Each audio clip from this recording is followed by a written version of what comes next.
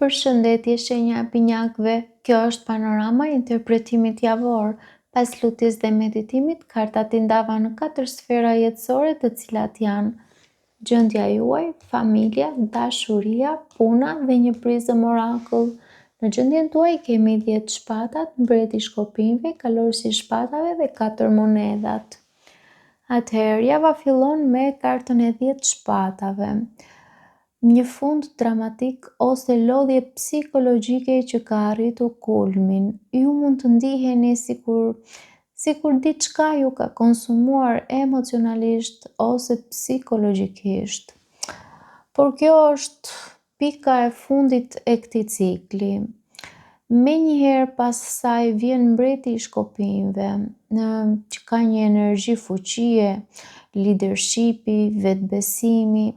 Është sikur pas së rënies ju ngriheni me vendosmëri, me një vendosmëri të tipit unë tani marr kontrollin.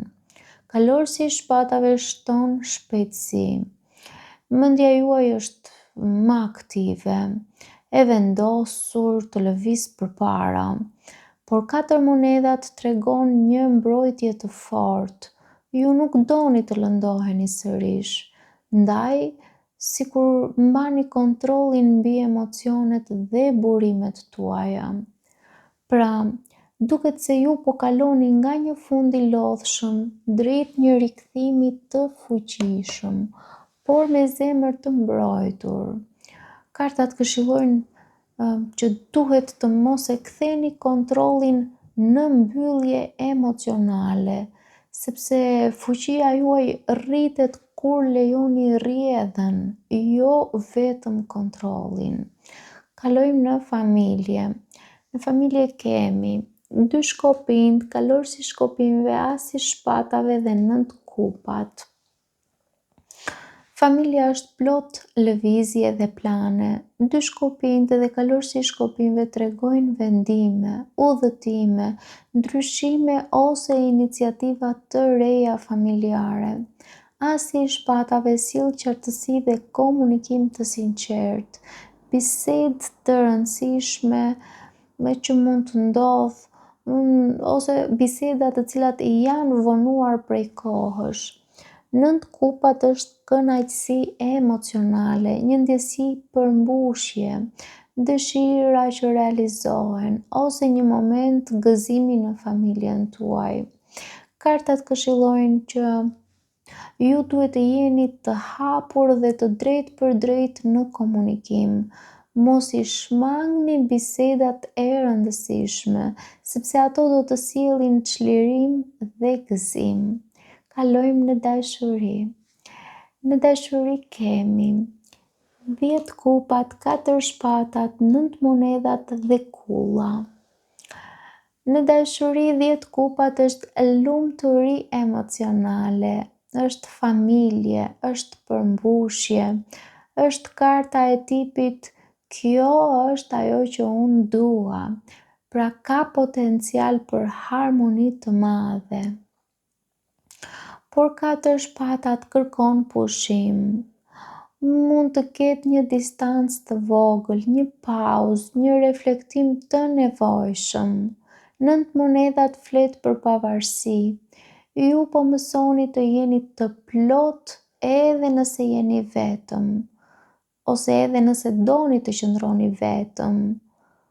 Ju nuk kërkoni dashuri nga nevoja, por nga zgjedhja juaj e lirë. Dhe pastaj,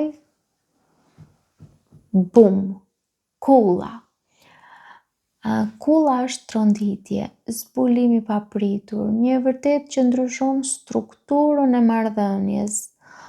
Dhe narrativa e dashurisë këtu më lë të nënkuptoj që ju po kaloni nga një vizion ideal drejt një zgjimi real. Kulla nuk është gjithmonë ndarje, shpesh është rrëzim iluzionesh. Diçka duhet të ndryshojë për të qenë e vërtetë.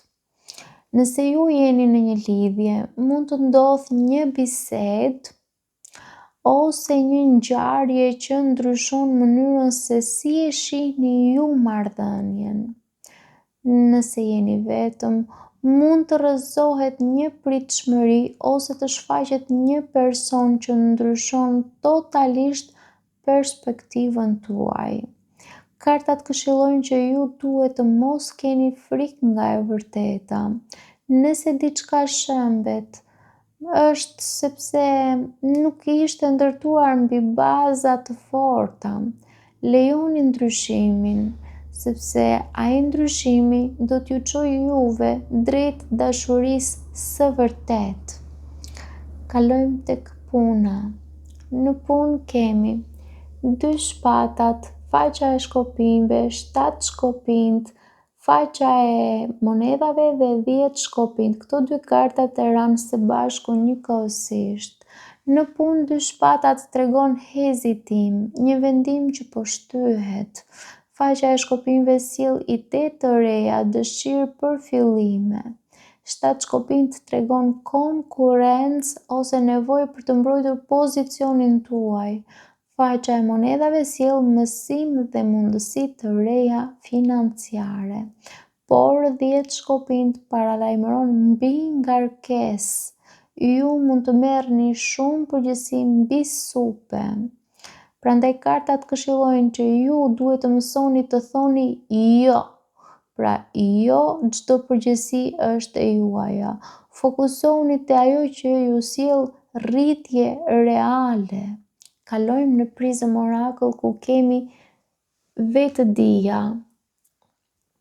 Kjo është karta e zgjimit. Vetëdija juaj po rritet. Ju po i shihni gjërat siç janë, jo siç dëshironi ju që ato të jenë. Pra, mesazhi i kësaj karte është që ju duhet të jetoni me vetdije të plotë këtë javë. Vëzhgoni reagimet tuaja, vëzhgoni mendimet tuaja, vëzhgoni emocionet tuaja. Çdo gjë që do të ndodhë është që ju të zgjoheni. Pra kjo është një javë zgjimi për ju si binjak. Pra mund të ketë fund, rikthim fuqie, tronditje dhe vetëdije. Një kapitull po mbyllet, që një kapitull më i vërtet të fillojë. Paçim.